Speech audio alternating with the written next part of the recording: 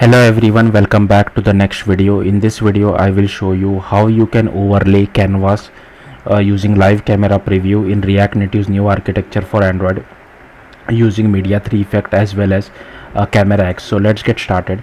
So first let me show you guys the output. Now to show you guys the output, I will be making use of Android Studio. In this particular tutorial we don't need to use Android Studio. We will be writing all the code via VS Code, but Android Studio has a feature which allows me to easily mirror my real device, so that's why I'm using it, so you don't have to worry about it. So first here you can see it is asking me for my camera permission. I'll just give the camera permission, and then here you can see I have this small square drawn on my live camera preview. As I move my camera, it is still there, and if I want, I can just click on this capture button. It will capture the image for me and show it inside an image view. Now so let's see how to achieve this. Now to be very clear at the start, I am not using any third-party library for this. We will be writing native code. So all the live camera preview as well as the capture button which you saw will be done via native code. Only displaying the image inside an image view will be done via React Native. So let's get started. So first you need to follow this documentation. At the time of me recording, I am using React Native 81, which is the latest. So make sure you follow this documentation. So first you can create a React Native project by running this particular command. Now instead of demo, you can write your own project name. I have given the project name as my app, so it's up to you what you want to give the project name as. So once you are done with this command, we are not doing it for iOS, so this install pods equal to false is fine for us. We are only concentrating on Android for this particular tutorial. Then don't run this command. We will be doing it a separate way, like we will be creating this folder. So we need to create a specs folder, and so this particular tutorial is for WebView. So WebView does not make sense in our case, so we will be renaming our folder to My Camera. So again, ignore this. So first what we need to do is we need to create a specs folder. So that's what I have done. So if I open my React Native project, I'll close everything. So first inside the root of your React Native project, just create a specs folder. Next inside that, create a file called my camera native component.ts. Now this particular file name should match the same name of the folder which we will be creating inside the Android folder. We'll create this later on, but here you can see they have created a folder named WebView. That's why they have given the TypeScript file name as WebView native component.ts. So whatever is the file name or folder name which you will be creating inside our Android folder, same file name we'll have to give it over here. So in our case, we will be creating a folder called My Camera. Like I said, we'll be doing it later on. And the native component is very important, otherwise the code generation part will not know what your spec file is. So native component should be prefixed whatever is your file name .ts.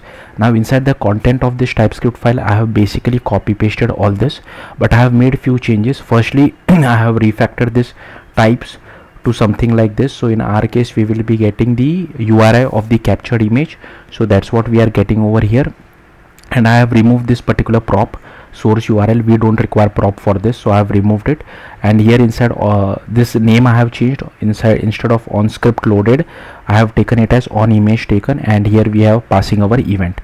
Okay, and here is our custom My Camera. So wherever they have used this WebView, we have to name it as My Camera. So that's why I have named this as My Camera. Here also My Camera, and here also custom My Camera. Okay, so once you are done with this, let's just scroll down. Then inside our package.json, you need to copy paste this code, but again, instead of WebView, we need to write My Camera. So that's what I have done. If you see my package.json, I have just copy pasted all this code. So yeah, that's all there is to it. Again, instead of WebView, I have written My Camera over here, as well as over here. Now given that we have changed package.json file, make sure you run npm install as well. This step is missing in the documentation, so it's better to be safe. That's why I'm running npm install. Then let's scroll down. Inside the Android section, we need to run this command. So I'll just copy this. So first it will cd to the Android folder and then run this command. So this will do code generation for us. So here you can see, now this might take a bit of time. I have already run this command previously, so it will be pretty quick for me, but in your case it will take a bit of time. So here you can see it was done. So you should get this build successful. Once that is done, let's see what's the next step. So we'll come back to this file later on, because this particular file will be completely different. We can't copy paste the code from the documentation. That's why. this is the actual implementation logic. So we'll come back to this file later on. So for now we will be just creating this particular file, React Web View Manager, but in our case it will be React My Camera Manager.kt. So you need to go to this particular Android folder, go to app, src, main, java, and inside the com folder you need to create a folder called My Camera. Okay, just create that folder manually. Then inside that create this particular file, React My Camera Manager.kt. Now for most of the code of this file I have copied it from the documentation only, so you can follow this documentation. There are few things you need to change. Wherever you see web view, you have to replace it with My Camera. So here you can see I have replaced it with My Camera over here, over here, over here, over here, over here. Okay, and this is all the code to it. Now I have made a few changes as well. Firstly, we don't require the prop, so I have removed this code completely. And second one is, instead of on script loaded over here everywhere, okay, we are using this particular thing, on image taken, on image taken, and on image taken capture, because this is what we define it inside the TypeScript file. So yeah, that's all there is to it. Rest of the code you can copy paste it. Next you need to create a file called React My Camera Manager.kt. So if you see over here, I have copy pasted this code from the documentation over here, so you can just copy paste it as well. So again, instead of web view you have to replace it with My Camera everywhere, rest everything remains the same. So that's what I have done over here. Next, if you see they are importing this like this inside the main application. So if you come over here, go to your application, go to main application.kt. here you will have to add your own import. We are importing this React My Camera package file which we have created, and you need to add this particular line of code as well. So make sure you add this particular line of code. Okay, then how to use it, so we'll see that as well. Next you need to go to app.tsx, and here you can see firstly these are all the imports, so feel free to pause the video and just copy all these imports. Then here we have taken one state for getting the image URL and one for checking the camera permission. Now here I have also created one variable just to check whether the user is using Android device version 10 or above or not. This is required because if the user is using above Android version 10, then we only take the camera permission. Otherwise we require the write external storage permission as well apart from the camera permission. So here we have this function called request camera and storage permission, and here I'm just checking if platform.os is equal to Android, and here we are requesting the camera permission if Android version 10 or higher, else we request camera as well as write external storage permission. And here if the permissions are granted or not, I'm just checking that, and depending on the Android version, if the camera permission is granted there for Android 10 and above, then I'm just setting this as true. Else I'm for below Android 10 I'm checking both camera granted and storage granted, and if granted then only I'm setting this as true. And inside use effect we are calling this particular method. Then inside of image URI, if it is not equal to empty, then we display the image using this particular React Native image element. Else if the camera permission is granted, then we just display the live camera preview.